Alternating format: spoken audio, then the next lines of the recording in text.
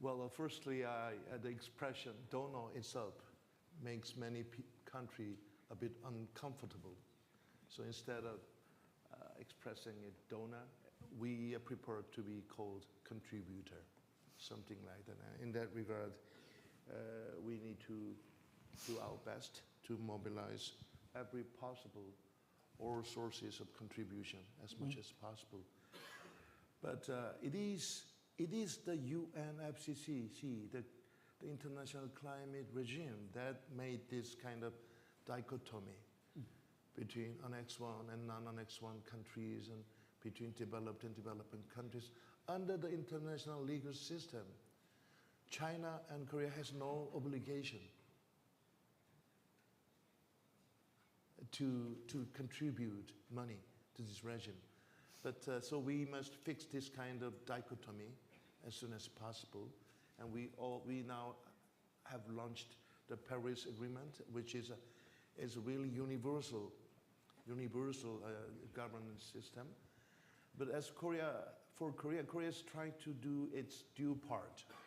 For example, Korea has increased its ODA, especially green ODA, more than 30%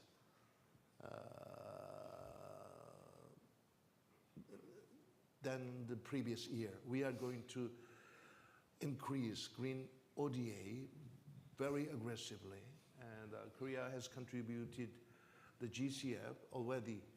So far, in total, $600 million has become number 6 or 7 largest contributing country so far.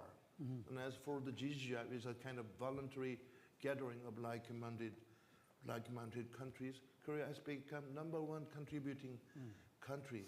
So that should be based on kind of voluntary will when we talk about mobilizing all sources of finance, all sources of contributing countries, and besides the key topic, I do agree the new quantified collective goal for green finance is absolutely important in the coming COP29 in Baku, Azerbaijan. But there's another important agenda. That is, how can we finalize the rule book of the famous Article 6 of the Paris Agreement?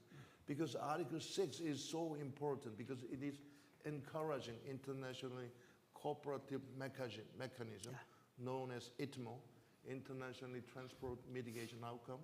So actually last year, I wish I could come here last year, but last year I had to attend a very important meeting having several important countries, for example, Bangladesh, and Uzbekistan, Ghana, etc.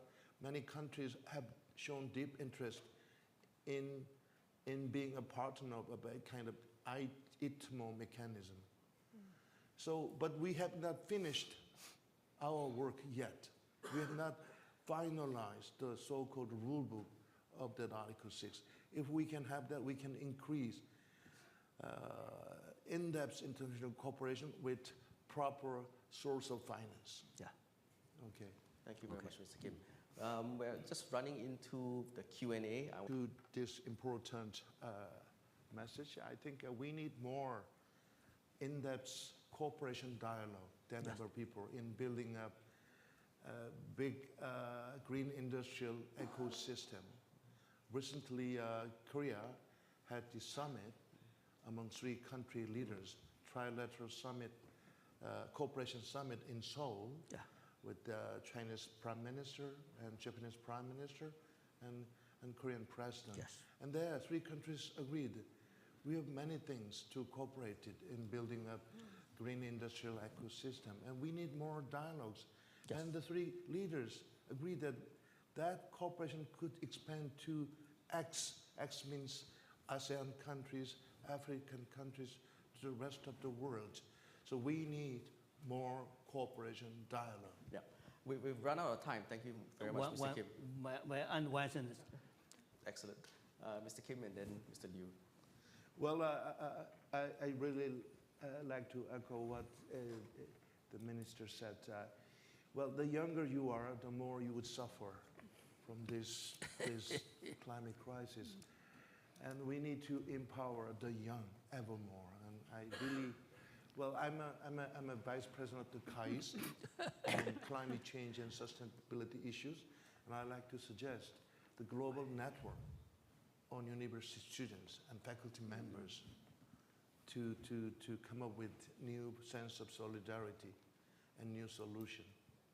So money, as I said, technology, those are really important elements. Without having proper people of like-minded attitude, what would be the meaning of it?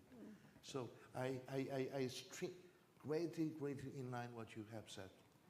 Thank you very much, Mr.